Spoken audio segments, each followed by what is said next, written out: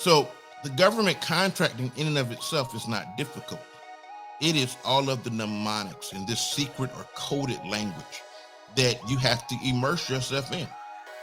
This is how the government contracting community talks. Activity-based costing, or ABC. SBA, Small Business Administration. PM for Program Manager. CORE, Contracting Officer Representative. Uh, KO, Contracting Officer. CO, Contracting Officer. SBLO, Small Business Liaison Officer. The word salad is a mix.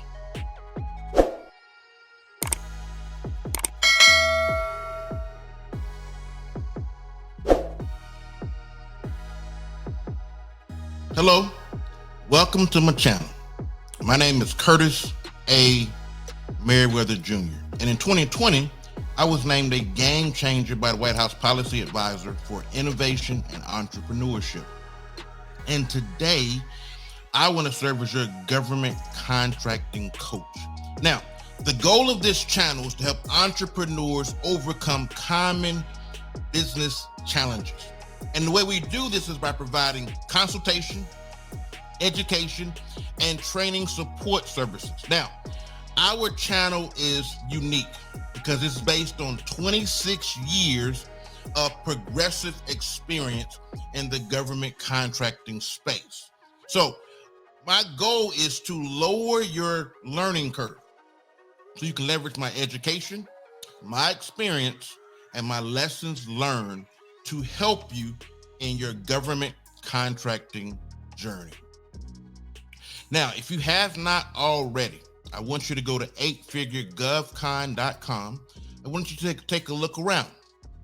Now, if you want to just jump straight to the course store library, the URL is on the screen.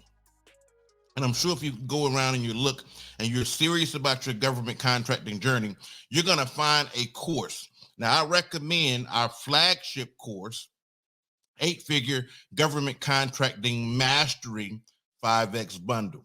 Now, this program is designed for no matter how much experience you have, whether you're a seasoned entrepreneur or a new entrepreneur to the government contracting space, you're going to take away something from that course.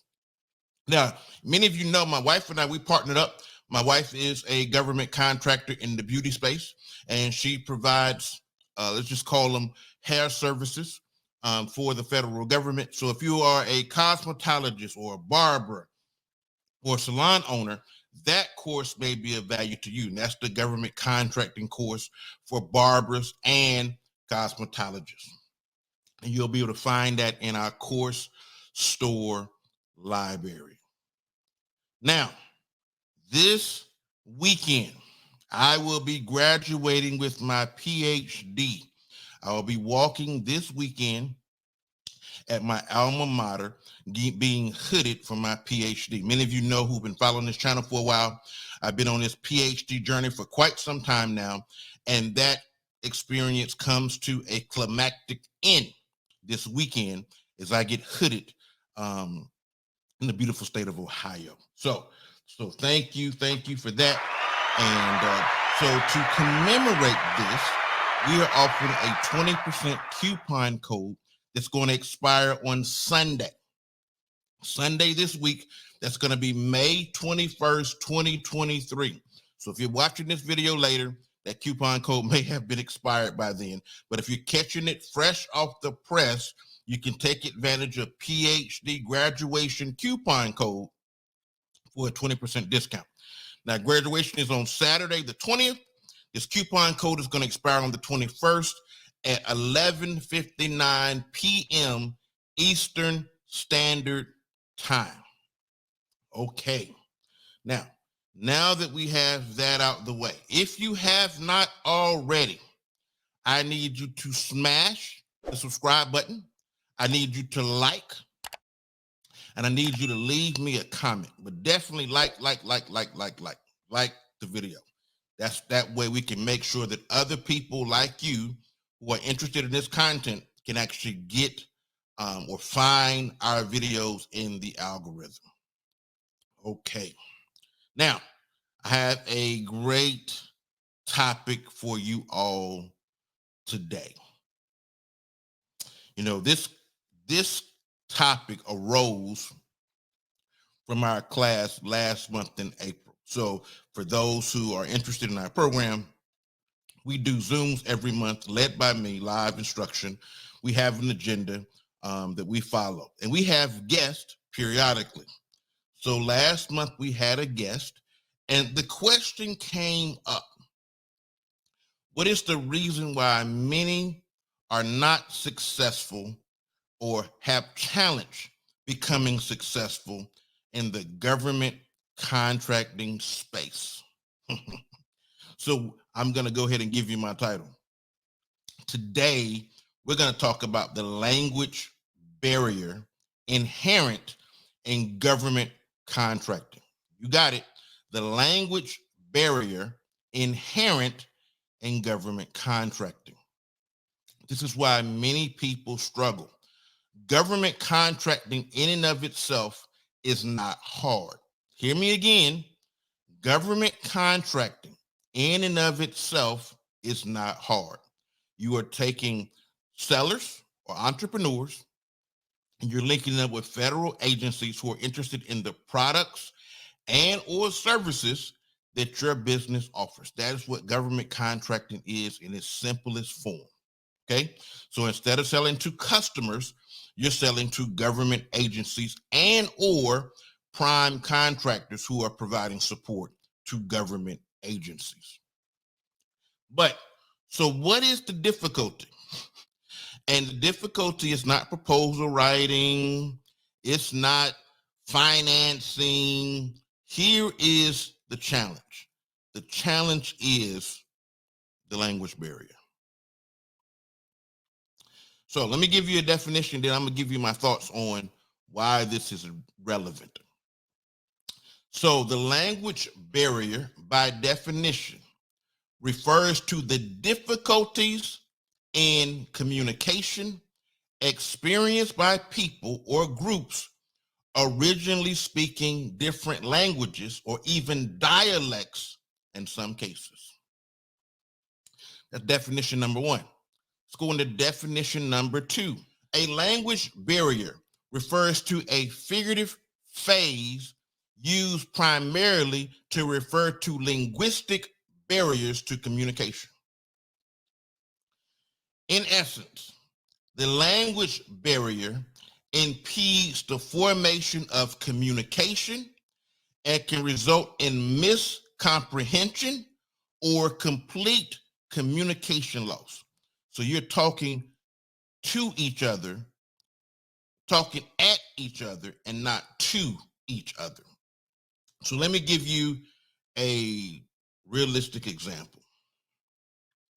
If you've been in the government contracting space for any period of time, you see the word salad that is very common in the space, all the mnemonics, the AB, activity-based costing, or ABC, SBA, Small Business Administration, PM for Program Manager, CORE, Contracting Officer Representative, KO, Contracting Officer, CO, Contracting Officer, SBLO, Small Business Liaison Officer. The word salad is immense. It's immense. So the government contracting in and of itself is not difficult. It is all of the mnemonics in this secret or coded language that you have to immerse yourself in. This is how the government contracting community talks, capture, business development. These are not words that you typically hear in your day-to-day life. They're just not.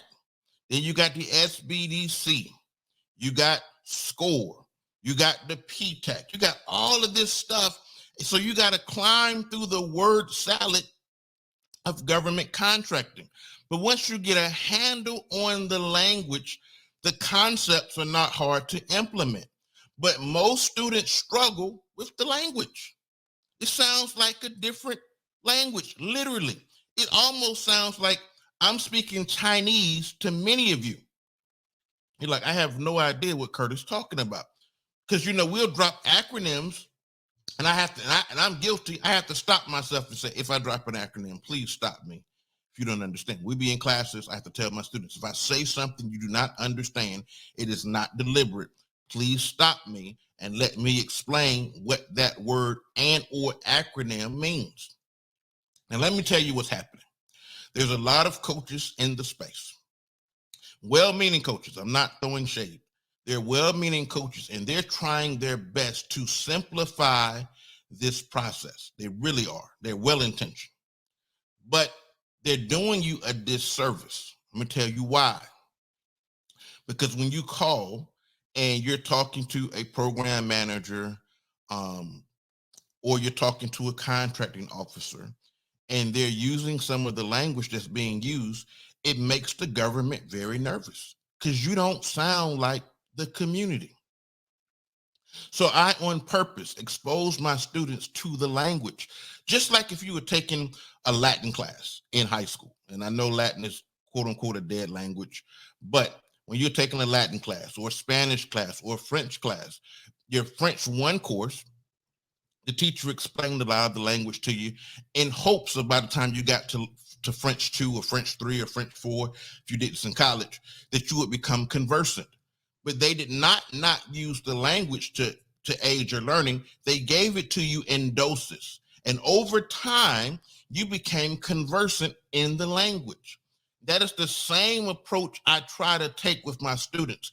So coaches, well-meaning, trying to get you to the bag, they do you a disservice when they don't infuse the language on you and try to overly simplify, because when you get into the real world, people don't understand you. And then they start feeling like you're scamming them. They start feeling uneasy. True story. I had a student who told me, hey, Dr. Curtis, I called a contracting officer when I was in a different program, and the contracting officer told me, you are the 30th person to call me and say X, Y, and Z to me. And he was very honest with her. He says, really making me uncomfortable because you all, the people who have been calling me as of late, don't really understand how the federal government works. It was a small business set aside. This contracting officer reclassified the opportunity to full and open to discourage people from bidding, not because he didn't feel like there were viable business that can do this work. He felt like this particular opportunity was getting more attention and he was going to get a vendor that was going to be problematic. So he reclassified the opportunity. He pulled it out of small business and made it a full and open opportunity. So now smallers were having to compete with largest, and you already know that large businesses can do things financially, creatively with their finances, not illegal, just more creatively, to get down really, really low in their rap rate. I was going to get ready to go on a rap rate dive, and I'm not. I'm going to resist the tendency.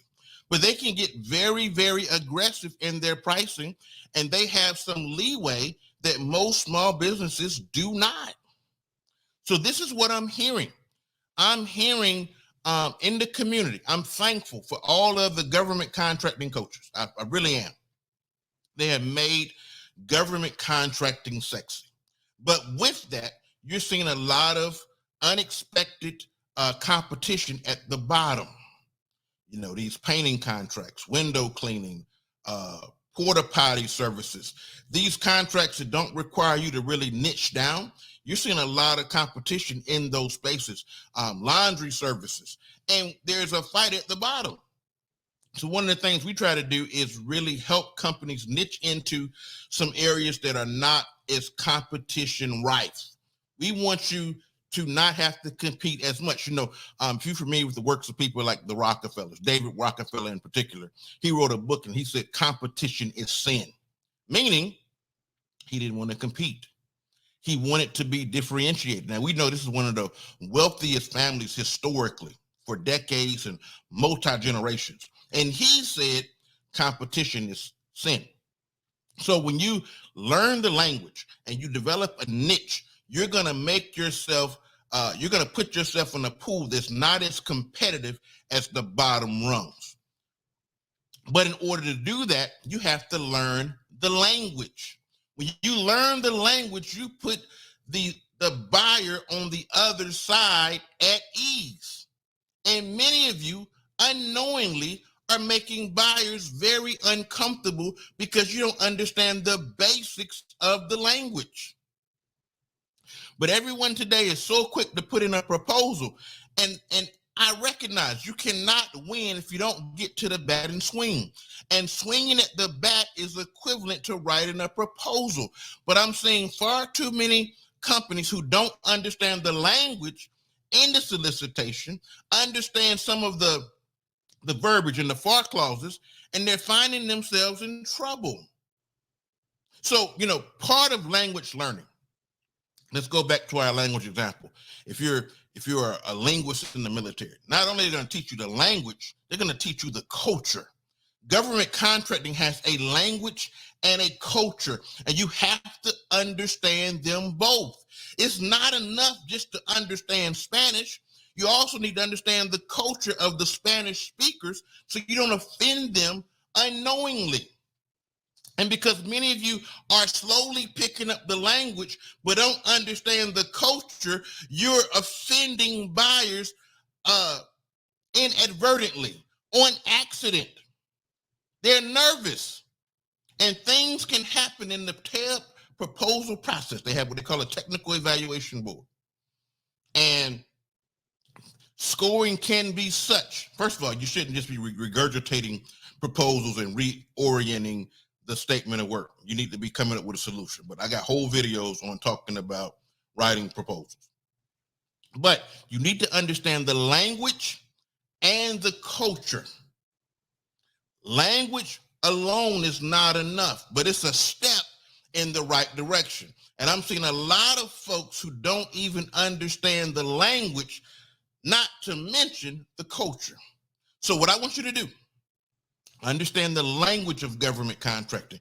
Get you a good acronym finder of government terms and start understanding what those terms mean and start slowly ingesting them into your vocabulary, similar as you would do if you were doing Rosetta Stone.